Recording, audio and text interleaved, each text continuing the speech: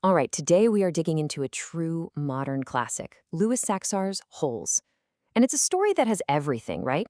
You've got this blistering hot desert, a generations old family curse, and a so called punishment that, well, it's definitely not what it seems. It's this amazing collision of bad luck, buried treasure, and friendship. So let's get into it. So the whole book kicks off with this one huge, kind of bizarre question. Imagine this. You're looking out over this totally dried up lake bed. The sun is just beating down, and all you see is a bunch of boys digging. Just digging and digging. Why? I mean, it looks completely pointless, right? But believe me, there is a very real, very secret reason for every single shovelful of dirt. Okay, so to really get this puzzle, we've got to start with the kid at the center of it all and the, let's just say, less than ideal world he gets thrown into. So, meet Stanley Yelnats. Now, Stanley is a good kid, but he's got this knack for being in the absolute wrong place at the absolute wrong time. It's kind of a family thing. He gets wrongly convicted for stealing a pair of famous sneakers. And how did he get them? They literally fell out of the sky and bonked him on the head. No joke. And for this, his punishment is being sent to a place called Camp Green Lake. And yeah, about that name, don't let it fool you. There is no lake at Camp Green Lake. There's nothing green either. It's just this desolate, sun-baked wasteland. The punishment is brutally simple. Every single day, you dig one hole, 5 feet deep, 5 feet across. The official reason? It builds character. Sure it does. That excuse gets old fast. So you might be asking, why is this kid so unbelievably unlucky? Well, his family has an answer for that. It's a curse. They blame everything, and I mean everything, on his no-good, dirty, rotten, pig-stealing great-great-grandfather. Apparently, this guy broke a really, really important promise way back when. And this is where it all started. See, generations ago, Stanley's ancestor, Ilya, made a deal with a woman named Madame Zeroni. The deal was this. He had to carry her up a mountain so she could drink from a special stream. And while she drank, he had to sing her a song. It was supposed to make her strong. But he got caught up in his own stuff and totally spaced on it. He never went back to carry her up that mountain. And just like that, boom, he broke the promise and cursed his entire family for generations to come. But Stanley's family curse? That's only one piece of the puzzle. To figure out why these kids are really digging, we need to look into the history of Green Lake itself. Then one day, Stanley's digging his hole and clink, he finds something. It's not a rock. It's a small gold tube, kind of like an old lipstick case, and it's got the initials KB on it. This is huge. This is the first real clue that they're not just digging for character, they are definitely looking for something. So who is KB? Well, this is where all the story threads start to connect. KB is for Catherine Barlow. See, over 100 years ago, Green Lake was this beautiful place with an actual lake. Catherine was a beloved schoolteacher.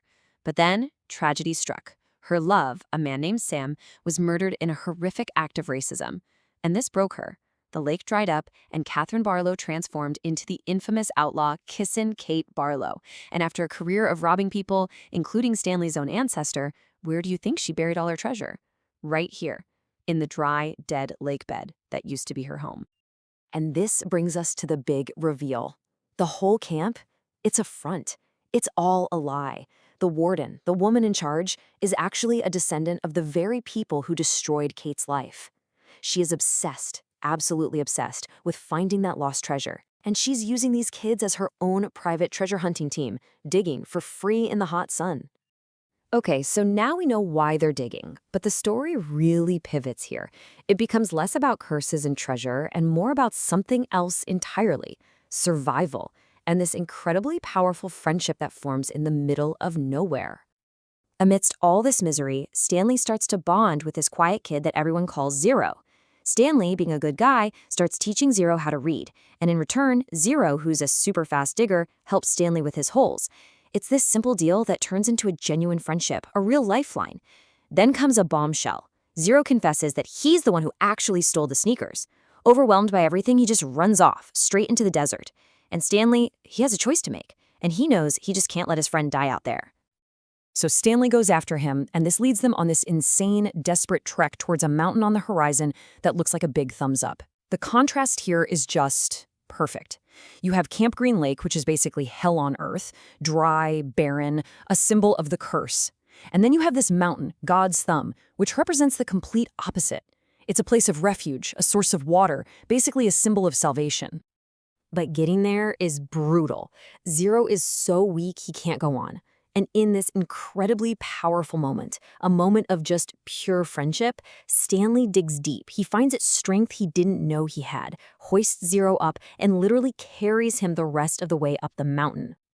And this is where everything clicks into place. This is the moment the whole story has been building towards. Because it turns out Zero's real name isn't Zero. It's Hector Zeroni. He's the direct descendant of Madame Zeroni. So, without even realizing it, by carrying his friend up the mountain to a source of water, Stanley has just fulfilled the very promise his great-great-grandfather broke all those years ago. And just like that, the Yelnats family curse is finally broken. Okay, the curse is broken. They've found water, and they've got their strength back. Stanley and Zero know exactly what they need to do next. It's time to go back to camp and face the warden one last time. So they sneak back to the exact hole where Stanley found that lipstick tube. And with their luck finally turned around, they dig. And it doesn't take long before, thud, they hit something. It's a suitcase. It's Kate Barlow's treasure. And what's wild is that stamped right on the side of it is the name Stanley Yelnats. But of course, just as they pull it out of the ground, a flashlight beam cuts through the darkness. It's the warden. She's got them cornered. And you can just see it on her face. She thinks she's won. After all this time, the treasure is hers. There's just one problem.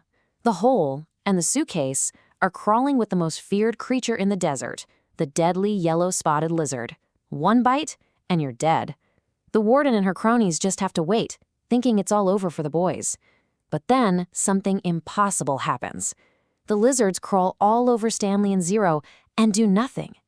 They don't bite. Why? Because their luck has truly changed. This is the final proof. These lizards, for reasons tied to the past, will not bite a Yelnats. And then, suddenly, it's like a floodgate opens. Stanley's lawyer shows up out of nowhere with the Attorney General in tow. They have proof he's innocent. The warden's whole illegal operation comes crashing down. And that suitcase, since it literally has Stanley Yelnats' name on it, turns out it belonged to his great-grandfather. Well, it belongs to him. Think about that. For more than 100 years, this land and these families have been suffering. The curse wasn't just about bad luck. It was a drought, a literal lack of rain, and a spiritual one too, all stemming from that broken promise and a terrible injustice. And right then, as justice is finally being served, something incredible happens. A drop of rain hits the dirt, then another, and then it starts to pour. For the first time in over a century, since the very day Sam was killed, rain is falling on Green Lake. The curse isn't just broken, it's being washed away. So, in the end, Stanley and Zero walk away from that place forever. They're free, and yeah, they're rich now after splitting the treasure. But their futures are secure for a much bigger reason. The incredible friendship they built, the bond that literally saved their lives. And that leaves us with one last thing to think about. Was all of this just destiny?